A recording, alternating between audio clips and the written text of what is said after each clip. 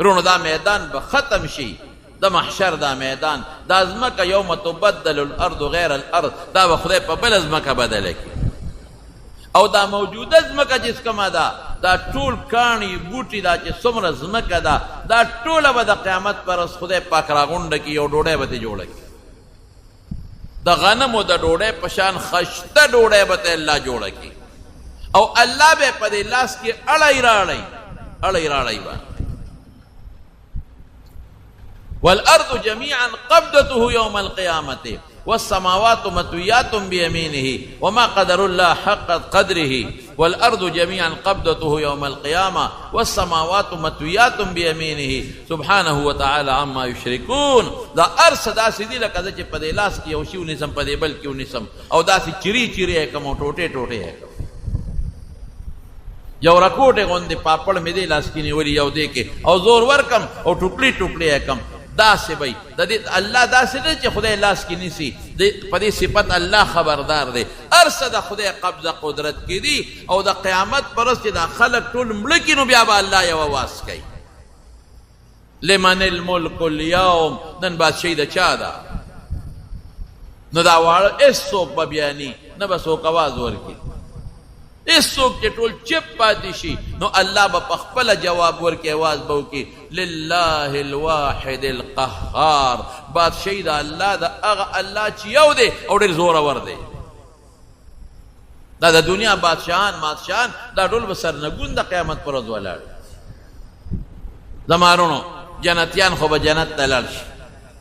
چې کوم لومبي جنتیان دي، او د ټولو سردار به محمد مصطفی وي صلی الله علیه وسلم. او چې جنت ته ننوځي بیا جنتیان، نو رسول الله مبارک فرمایي د جنت دروازه به زوام، ټولو مخکې به زما امت سره حساب کېږي، او ټولو نه مخکې به زو زما امت جنت ته داخلېږي. نو چې حلقه کوډه به هم دننه به آواز وشي څوک یې، نو زه به وایم چې زه یم، خپل نوم به والمه، امت را سره دی. نو وی بکه امرتو ستا متعلق ما ته حکم شوی دی چې دی راشي نو ده ته به دروازه کولاوی، د ده نه مخکې به چاته دروازه نه کولاوی. نو رسول الله مبارک فرمایي وی په ډېر لوی ټیل او بیړه به زما امت ما سره جنت ته داخل شي. الله دې دې کې شمار کړي، دې ډله کې دې الله شمار کړي. زمونږ ګناه خو ډېره زیاته ده، زمونږ نیکي خو نشته، مونږ خو ډېر زیات کمزور یو، ډېر ګناهګار یو. خو د الله د رحم امید به ساتو، او د خدای نه به تمه کوو، او الله نه به سوال کوو. مونږ الله نه دا سوال کوو چې خدایه که ته مونږ په دې خپلو ګناهونو راونیسې، نو خدایه ستا پې خدایي نه زیاتېږي، خو مونږ به غرق او تباه شو. او که الله تا مونږ وبخلو، مفتو کې دې وبخلو، ګناه دې معاف کړه، نو ستا خدایي پې نه کمیږي، او الله مونږ ته به ډېر لوی خیر بلوشي. نو خدای دې په دغه ډله کې جنت ته داخل او باقي به دوزخ ته وغورځولی شي. نو دوزخ بیا ډېر خطرناک عذاب دی زمارو. رسول الله صلی الله علیه وسلم وفرمایل وی د دنیا دا ټول اورونه چې را یو ځای کې، د دنیا اورونه څه دي؟ دا څومره په غرونو کې چې کویله ده دې ته تیلې ورته کا، څومره چې پټرول دی دې ته هم ورته کا، څومره چې ډیزل دی د خاورو تیل دی دې ته هم ورته کا، او چې څومره ګیس دی په دې ځمکو کې دې ته هم ورته کا، او چې څومره لرګي دي خشاکونه دي دې ته هم اور ورته کا. وای دا به څونه اوري چې ټوله دنیا کې دنګلې اور والي، او ټوله دنیا کې چې دا څومره کویله ده او دا څومره معدنیات دي او ګوګړ دي، او بیا په دې کې هغه بل شی دی، هغه د کالتوسونو کې چې کوم شی اچوي بارود، دا ټول چې اور والي، نو دې سره چې یو کم او یا دومره نور کې، نو د دوزخ اور دومره زیات دی. نو صحابه د حضور پاک نه تپوس وکړ، وی د الله رسوله دا کافي دی د دنیا دا اور کنه؟ وی نه، دا د دوزخ هغه د دې د پاسه یو کم او یا چنده نورم زیات دی. او حدیث پاک کې راځي چې دا دوزخ الله پیدا کړ، نو زر کاله دا بل شو زر کاله، نو دا زیړ شو، نو زر کاله بیا بل شو، نو تک سور شو، نو زر کاله بیا الله بل کو، نو تک تور شو. نو حضور پاک فرمائی اوس د دوزخ اور تک تور دی وی. او چې دا مخلوق پکې ورواچي زمارونو، اوهو وجود د کافر به څومره ای، الله دې ایمان نصیب کی. درسه مثل احد یو د جامع غاق به د احد د غر عمره د احد غر 3.5 کیلومتره کې غټ غر دی او د سرمنې پیړوالی به 2 گزی او یا گزه او د ناستې ځای به څومره لکه د جدې او د مکې په میانځ کې 48 میله کې به صرف ناستې دونه غټ وجود وي دا ولې چې دومره غټ وجود وي چې د دوزخ د اور خوند وسکي چې پوټي وجود خو په یو لوخړه بشي په یو ساعت کې چې ډېرې چې خوټکېږي پکې دا به په دوزخ کې پراتی الله دې مساتی زمارونو زما دې قسم په خدای وی ډېرې سختې مرحلې مونږ ته مخکې را روان دا دوزخیان به ځان پسې جبه راکاږي 3 میله او 6 میله به په دوزخ کې جبه راکاږي او دوزخیان به وله په یو بل به په جبو خپېږدي او دوزخ کې لړمانان دی به نه سوځي ټکونه به ورکوي ماران دي پکې نه بسوي ټکونه به ورکوي او سعود پکې یو غر دی هغې ته به خیجي په زرګونو کاله کې به هغې ته وخیجي چې یاره دې ته خیجو که چې ته بچ شو نو چې هلته وخیجي نو بچوالی خوشتنه نو بیا به راکوزېږي او خوراک به سي چې اوږي شي نو الله ته به چغې کړي یا الله اوږي شو خوراک راله راکړه نو زقوم ورته وایي مارجړی دا تریخ دی شی دی تریخه او ستغم دی لکه د کچه کجورې په شان یا کچه املوک په دې مری کې نښلي او غنیم دی پکې دا به والا الله ټکېدلې راوړي چې ها واخلې نو چې دی یې دې خولې ته کي نو دې مری کې به ونښلي نو چغې به کي نو دی به وایي چې په دنیا کې چې به زمونږ مری کې شی ونښته اخو به په اوبو تېرېده نو چغې به کي چې یا الله اوبه راکړه وایي یستغیثو یغاثو بماء کالمهل اوبه راکړه نو اوبه به کوم ځای وي د دوزخ په ویښ کې د دې جهنمیانو وینې زوې نوونه غل متیازې قی الټی دا خو د یو چې دونه غټ وجود دی او دا په اربونو کروڑونو خلق دی دا به لکه د سیلاب لاندې بیږي او خوټکېږي به دا غل او متیازې او نوونه او وینې زوې دا به خوټکېږي ابه والا خدای د اور په کړي کې راوړي ها دا اوبه والا نو چې یشوي الوجوه نو چې د مخ ته رانږدې کي نو حدیث کې راځي چې د مخ سرمن به یې په هغې کې لاندې را پرېږدي نو دی خو مری کې شین خطې دی نو په خوله به یې ورواړئ نو فقطع امعاءهم نو کولمې به ترې لاندې وغورځئ او باقی اوبه به الله راوالي حمیم نو په دې سر د پاسه به یې وله توی کي نو ابد دومره ګرمي چې په سر یې وله واړئ نو د خپو تلو ته به ترې لاندې وبهږي خو مرګ شته نه دا خو دنیا کې په سړي مرګ راځي هلته مرګ ختم الله به مرګ د یو ګټ په شکل کې راولي او یحیی علیہ السلام له به چاړه ورکي برک ګډ وی وی دا حلال کا او جنتیانو ته به آواز وکړي وی جنتیانو راشئ تر سر ما راوګورئ او دوزخیانو ته به جنتیان به وایي جوړو باسي ما د جنت نه وبه یریږي دوزخیان به وایي چې رحم یې را باندې جوړ راغی دوزخ نه مو باسي بیا به ورته وي دا پېژنې وی او وی دا څه دي وی دا مرګ نو یحیی علیہ السلام له به چاړه ورکړي علامه عیني په شرح د بخاري لیکلی دي نو ګډ به هغه لال کي نو الله به آواز وکړي خلود لا موت بس مرګ ختم همیشه همیشه ژوند دی وی که جنتیان د خوشحالۍ نه څوک مړه کېدی نو جنتیان به د خوشحالۍ نه مړه وي ځکه هغې خو خوشحالو کې پراته دي او مرګ لاړ او که د غم نه څوک مړه کېدی نو دوزخیان به د غم مړه شوي وي مرګ ختم ټول عمر جنت د نیک دپاره او ټول عمر دوزخ د بدعمله دپاره دغه خوراک دی او دغه څښاک دی او موږ څومره نن د کفر طرف ته مخلوق روان دی د پیسې دپاره او د دولت دپاره او د دنیا د لالچ دپاره رونو کفر یوازې دا نه دی چې سړی خدای نه مني هم کفر دی چې خدای نه مني یوازې دا نه دی چې خدای له شریک ګوري هم مشرک دی کافر دی پیغمبر نه مني دام مشرک دی قرآن نه مني دام کافر دی دین پورې ټوکې کوي قسم په خدای دام کافر دی د پیغمبر مبارک احکاماتو پر استهزاء کوي، ټوکې کوي، دام کافر دی. حضور پاک چې کوم دین راوړی دی هغې ته سپک ګوري، قسم په خدای کافر دی. د پیغمبر سنتو پورې خنداګانې کې ټوکې کوي، استهزاء کوي، دام کافر دی. عمل نه کوي فاسق دی، خو چې استهزاء کوي کافر دی. زمونږ خلک وایي چې کفر دی ته وایي چې سړی بت ته سجده وکړي، بلکل کفر دی. خو نور اقسام هم شته، نور اقسام هم شته. زمونږ خلک تباه دي د پیسو دپاره، د دولت دپاره او د دنیا د مشرۍ دپاره. څوک لګیا د خدای حکمونو پورې خنداګانې ټوکې کوي. تاسو نه ګورئ څوک پردې پورې ټوکې کوي؟ پرده خو په قرآن ثابته ده. حیا پورې ټوکې کوي، حیا خو په قرآن ثابته ده. نو قرآن آیت ته انکار کوي، ټوکې کوي ورپورې. نکاح پورې خنداګانې کوي، نکاح خو په قرآن ثابته ده. بدعملی ته ته جایز وی چې مړه اسم نشته او یا اسم نشته، دا خو ته د خدای د حکم خلاف ورزي کوې. څنګه څه نشته؟ خدای وایي شته، پیغمبر وایي جنت شته، دوزخ شته، عذاب شته، د قبر، او ته وایې نشته.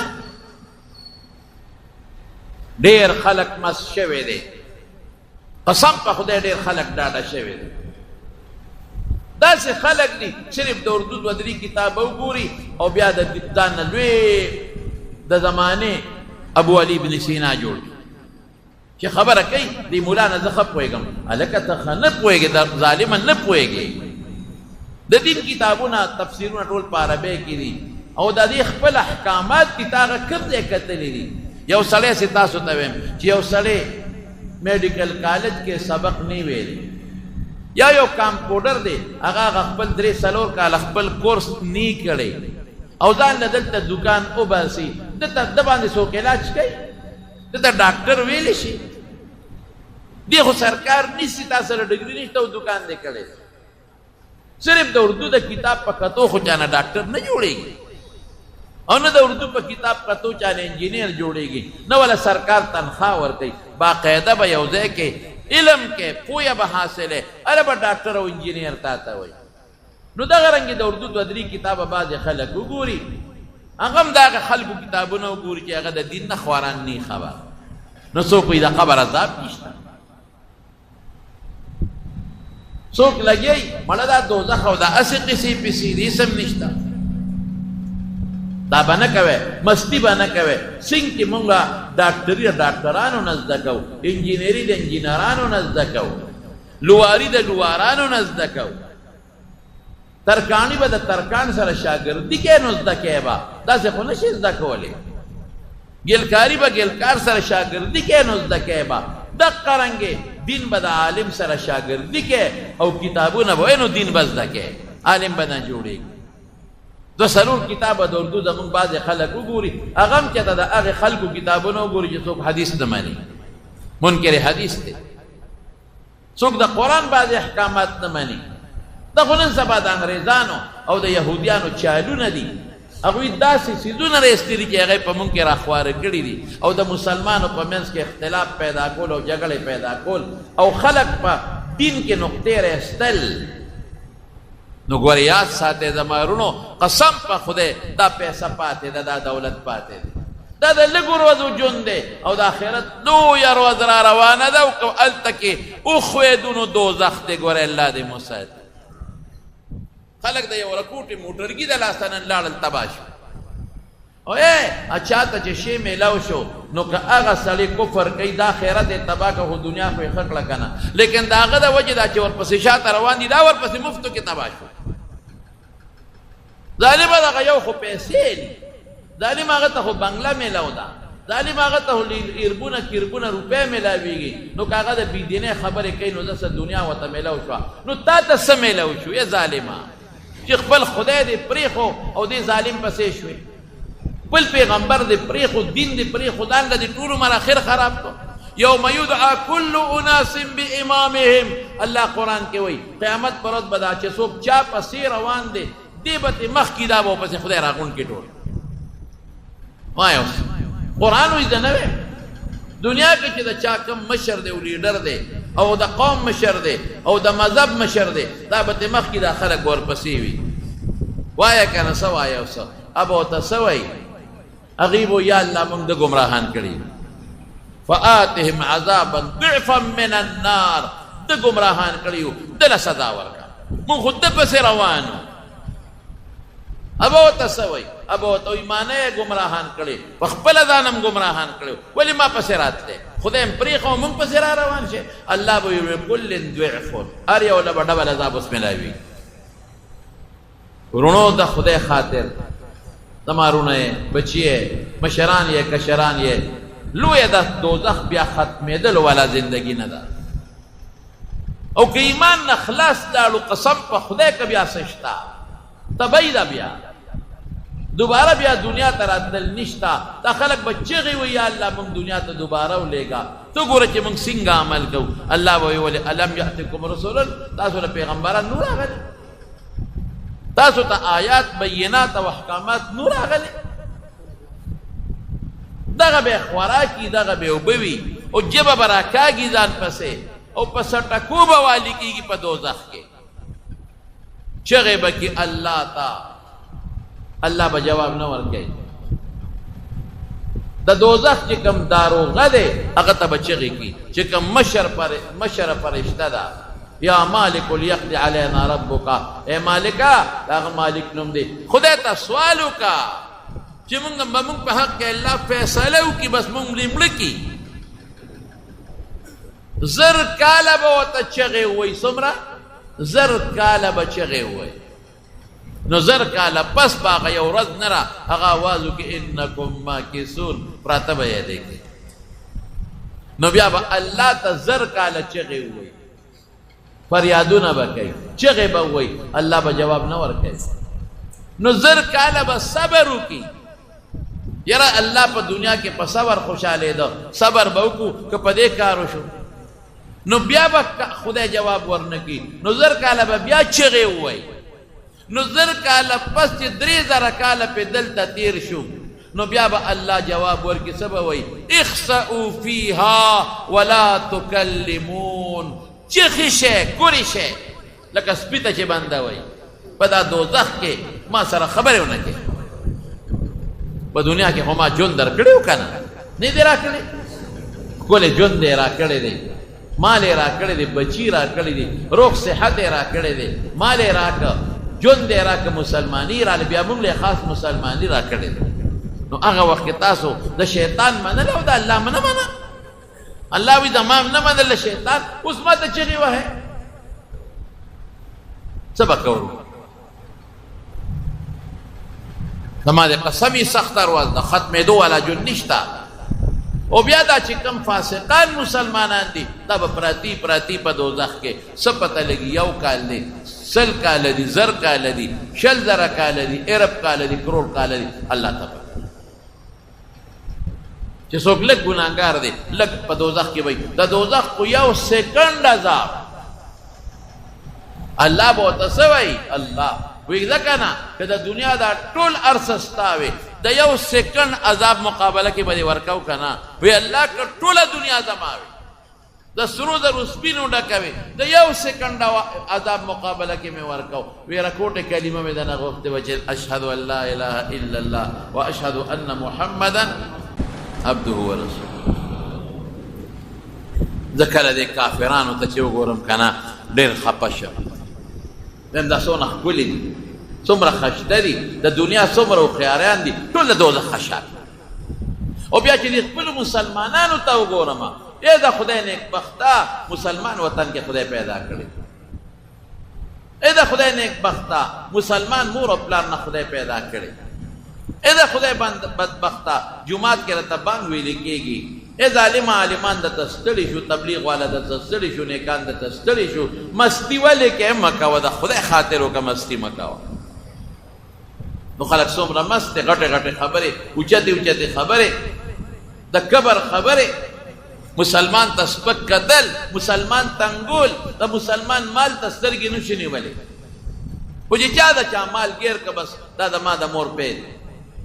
قرض سودا دومره خلق پریشانه دي دا دکانداران غیبانان بل له قرض سودا ورکي بس بیا پې منکر شي دا نه ده راکړي او که منکر نشي نو هغه په په اسراف او په تبذیرات او په خواهشات والو دی دور پسې کړ در بکم دور پسې کنه در بکم د ډیرو دکاندارانو پیسې خلکو خوړ او ډیرو وړو دکاندارانو د غټو خوړ دا ولې ظلم کوو موږ د قیامت ورځ نه مانی بچوله دنیا خکې نو سوله دنیا خکې د دنیا خواهش ته واغې ټول عمر دوزخ ته ځان له ظالمه ځای کړ په دې پراپرټو کې ډېر خلک ګیر دي پیسې به دې والي راکا او تعالی سره ځمکه شریک او پلان کې او پلان کې پیسې دې ګیري بیا نه ورکې ځاو پسې ګرځاو پسې روزانه به پسې دروازې مخې ته ولاړ دا غریبانان دکانداران د 5,000 شپږو دکان کې چې راکوټي غریبانانو کړي دي بچولا د دې څونه خلکو باندې پیسې پوري نه ورکې د دې غټو دکاندارانو په خلکو څونه پیسې پوري دي دربه کوم چې بیا ته غواړي بدمعشي سره بیل کوي مړه سره اسمان د خو دربه کوي او بعد دې غټو نه دا واړه ګیري بیا کو نور ولا مال نه ورکې نور بیا وګړای نه درته نو چې شل درکې نو اصلو مال بدنالي اے دا خدای ظالمانو مکوي دا خیرت ځان نه خرابوي پردو پیسو تسترګي مخ خړاوي پردو مال تسترګي مخ خړاوي قبر شتا تا خو بچول او غټل قسم په خدای کدا بچین وسری په دوزخ کنه بیا بچي دا خدای لوی خطرناک ورځ او لوی خطرناک عذاب را روان دي نو بیا به سپارښونه شروع شي پیغمبران هم سپارښونه کوي عالمان هم سپارښونه کوي قاریان او حافظان هم سپارښونه کوي نیکان رشتہ داران هم سپارښونه کوي سبا هغوی ته سزا ملاویږي او سبا سپارښونه کېږي نو دا بد عمله به څه ګناهونه ترې رجئ الله به وباسي له دوزخ نه یو نیر دی نهر الحیات ورته وایي هغې کې به ور وغورځئ نو صفا به شي خو دا داسې نه چې ګنې دا به ډېره موده په دوزخ کې خوټ کېږي هغې نه پس به وځي او قبر کې به هم ډبیږي او د آخرت په لویه ورځ به مو ته سزا ملاویږي اے زکات کې څوک نه ورکوي قرآن شریف کې الله څه فرمایي الذين يكنزون الذهب والذين يكنزون الذهب والفضة ولا ينفقون في سبيل الله فبشرهم بعذاب أليم سخت عذاب دردناک عذاب وتوروا يوم يحمى عليها في نار جهنم فتقوى بها جنوبهم وجباههم وظهورهم هكذا ما كنزتم لانفسكم فذوقوا ما كنتم تكنزون دا سره سپین د اعمال به الله راوالي او د دوزخ په اور به ګرم کی او د مخ لو شال او اړه خونلو په داغونه ورګي او د اعمال به الله راوالي په دې غاله کې به وته واچي او لوی اجتهابت جوړ شي او په دې خي وخت کې په غس وخت په چکونه ولا لګي سبوي انا مالک دستا مال ما انا کنزک دستا خزانه ما نو مال زکات ولې نه ورکوي نیک بختو بچول ډیروي نو اصول ډیروي کل وصول ډیروي او ځان ته قیامت پرد با د امیل د مار بد تغاله کې تا چولی کېږي وخت کې بشلی قسم په خدای کړی دا بچي پکار او دا خدای پکار دا اور په تختو باندې دا اور په ګرمي کې په اور کې داغونه به ورته بیا ملایوي څومره خلک زکات نه ورکوي مما رزقناهم ينفقون الله رزق ما درکو ولې نه ورکوي زکات که صرف زکات زمونږ د مالدارو خلکو ورکولې خدای ګواه دی که په دې ملک غریب سړی پاتې حسد او بغض به ختم شي منځونه څوک نه کوي که کوي په منډه کوي ځان ته خلاصوي زکات څوک نه ورکوي که چا نه خدای مال ورکړی نور ورته سترګې خړې کړي چې څنګه به یې دې ووایو دا څنګه مسلماني ده او چې تپوس ته کې په هغه لویه ورځ به بیا ګورو سره تا لکه دې نه خو معلومېږي ته ډېر زورور یې ته په لویه ورځ د خدای مقابله کول غواړې ته لویه ورځ جوړ نه منې او ته قبر او قیامت نه منې زما وروڼو دا خطرناکه ځای ډېر خطرناک الله دې زموږ حفاظت نصیب کړي او خدای پاک دې دا دعا کوي نیک اعمال کوي د پیغمبر مبارک د سنت او تابعداري کوي کوشش کوي چې پر دې حق در باندې پاتې نشي کوي حساب کتاب خلکو سره وکړي ورکړي ولې غاړه خلاصه کوي زکاتونه ورکوي مه پرېږدئ په ځان زکات دا مو یې چې مال ورکه زکات کنه مال دې کم شو کم دي شي کنه خدای زکات چې ورکوي صدقه ورکوي پیغمبر قسم خوري چې دا خدای زیات دی قسم په خدای چې الله زیاتوي، قسم مې راته وخوړ، زه یې راته خورم. زمونږ خلک نه ورکوي زکات، نه غنمو کې څوک عشر ورکوي، نه جوارو کې څوک عشر ورکوي، نه په نغد مال کې څوک زکات ورکوي. ټول د سیر مې خپل کور ته وړي، ته ورکه وګوره چې خدای پکې برکت تل اچوي که نه اچوي. خپلې غریبې خور له ورکه که نه ظالمه، غریبې خوردې له ورکولی شي، غریب رور له ورکولی شي، غریب وراره له ورکولی شي، غریب ماما له ورکه، د ماما زوی له ورکه، ترور دې غریبه ده ورکه، د ترور زوی له دې ورکه. لومبی حق دی د خپلو رشته دارانو دی، د خپلو غریبانانو ګاونډیانو دی. دا مدرسو کې چې کوم فقیران مسکینان سبق وایي لنګر یې نشته، دی له ورکه، زکاتونه ورکوئ، ښه نیک اعمال کوئ، دعا وکئ چې خدای د قیامت دا لویه ورځ په مونږ اسانه کړي. یا الله تا ته سوال دی خدایا، تا ته لاس تمجي. دا زمونږ دلته رجم یو ملګری دی ماسټر صاحب د دې شیرپا او د شاخ مور یې وفات شوي د څو ورځې شوې، دعا وکئ چې الله مغفرت نصیب کړي، الله د آخرت خوشحالۍ نصیب کړي. او زمونږ دلته د بادرخیلو په دې کندي کې جان محمد وفات شوی، هغه ته دعا وکئ چې پروردګار یې مغفرت نصیب کړي، الله د آخرت خوشحالۍ نصیب کړي، وارثانو له خدای پاک صبر ورکړي. او د میروزو د کندي میر عالم وفات شوی دی، د معروف خیلو د کندي اعظم خان استاد رور مازولا کاکا وفات شوی دی، د بره خټ عبدالرحمن وفات شوی دی. غرټ کورونو کې پرون یو زنانه وه، ټولو ته دعا وکئ چې الله د ټولو مغفرت نصیب کړي، الله د ټولو د آخرت خوشحالۍ نصیب کړي. معراج الحق بیمار دی په هسپتال کې دی، د سیزو د کندي شمشاد استاد کور والا بیماره ده، او دا قاسم جان غریب بیمار دی. ټولو ته دعا کوي څومره بیماران دي الله د ټولو روغ صحتونو او شفا نصیبه کړي، او چې څومره مردگان د ما نومونه واخیستل الله ټولو بخي، الله د ټولو وارثانو له صبر ورکړي، خدای زموږ ایمان نصیب کړي. زما څه دوستان دي هغوی دعاګانې غوښتې دي، او بل دوست مې دی پېښور، اوس یې ما سره په ټلیفون خبرې وکړې، په خپله هم بیمار دی، حاجي طلا محمد صاحب مور هم بیماره ده، دعا ورته وکړئ چې الله والا روغ صحت او شفا ورکړي. زمونږ د جمع نجیب الله خان دی، هغه بیمار دی، هغه ته هم دعا وکړئ چې الله والا روغ صحت او شفا ورکړي. یو بل بیمار دی، هغه هم راته ټلیفون وکړه، دعا ورته وکړئ چې الله روغ صحت ورکړي. زما دوستان دي په دې پنډۍ کې، هغوی ته څه مشکلات دي، او جاوید صاحب یې نوم دی، او هغه ته څه غریب پیسو څه د لین دین څه مشکلات دي ورته، او دعا ورته وکړئ چې خدای پاک هغه مشکلات په خیر باندې بدل کړي، الله د هغه پریشانونو په امن و امان کې وساتي. بعضې نور دوستان دي زه نومونه نه علم، ما ته لږ نامناسب نن هم د بونیر زمونږ یو حاجي صاحب راغلی و، ما ته یې جمعه کې راته خامخا دعا وکړه، د دې کونډو بیماري ده، دعا ورته وکړئ چې الله روغ صحت او شفا ورکړي. بعضې بار ملکونو کې زمونږ دوستان دي،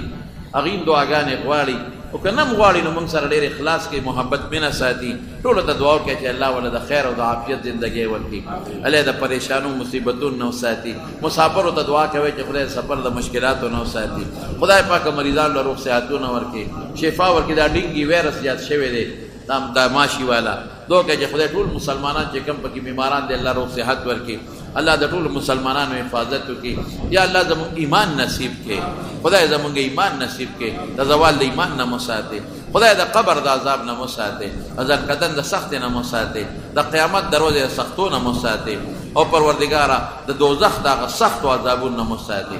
یو بل بني آدم دی، اوس یې ما ته ووایي چې په جمع کې ورته دعا وکړه، ماشومه ده، هغوی ته څه پریشانۍ دي او څه مشکلات دي، دعا وکړئ چې خدای پاک مشکلات په خیر بدل کړي، پریشانی خدای په خوشحالو باندې بدل کړي، او د فتنو آفتونو مصیبتونو نه خدای په امن کې وساتي. بچو دپاره دعا وکړئ چې چا اولاد دي الله نارینه اولاد ورکړي، که د چا نارینه اولاد دي الله نارینه اولاد ورکړي، چا رښتینې صالحه رشتې ورکړي. خدای ته موږ د رسول الله مبارک د سنتو تابعدار کړي، خدای د پیغمبر مبارک په سنتو عمل نصیب کړي. که د چا په کورونو کې فرشتو کې روانې دي، خدای روانې په روغو بدل کړي، الله په اتفاق بدل کړي. کم ملګري د لرې لرې ځای نه زموږ د جومات ته راځي، هغه د سوات نه او د بونیر نه یو ځای بل ځای پېښور نه راځي، خدای ټول له په یو یو قدم اجرونه ورکړي، ټول له د خیر او د عافیت زندګۍ ورکړي، ټول د پریشانو آفتونو نه په امن کې وساتي. زموږ په دې درباب ګړی کې بل زموږ یو ډېر ښه قریبي دوست و، هغه وفات شوی و، د هغه څه نوم یې دی خالد خان، هغه ته دعا کوئ چې الله مغفرت نصیب کړي. د مور بیماره ده، کور والے بیماران دي، ټولو ته دعا کوئ چې الله روغ صحت ورکړي، الله ټولو مردگانو بخي، ته زموږ نه راضي شي او د فتنو آفاتو نه په امن و امان کې وساتې برحمتک یا ارحم الراحمین. امام نه مخکې سجدې رکوع بالکل نه دی، سخته ګناه ده پکې. رسول الله مبارک فرمایي وی چې څوک د امام نه مخکې رکوع سجدې له دي یا پاسېږي وی دې نه یریږي چې خدای والا سر د خر په سر بدل کړي سخت جرم دی داسې به بالکل نه کوي امام په دویم چت کې ودرېږي ښکته چت کې چې کوم مقتدیان د امام نه مخکې چې ولاړې لمونځ یې نه کېږي یا امام ښکته چت کې او مقتدیان بره ولاړي او د امام نه مخکې لمونځ نه کېږي امام نه مخکې به نه ودرېږي امام نه وروسته به ودرېږي او دا د موبایل باندې دا بعضې خلک دا اکاونټ وباسي نو هغې کې بیا وله منټونه پرې ورکوي دا ګناه ده او که موبایل باندې قرض راغواړي نو خیر دی هغې کې څه نشته بعضې ملګري چټونه لاریګري دعاګانې غواړي الله دې د ټولو دعاګانې قبولي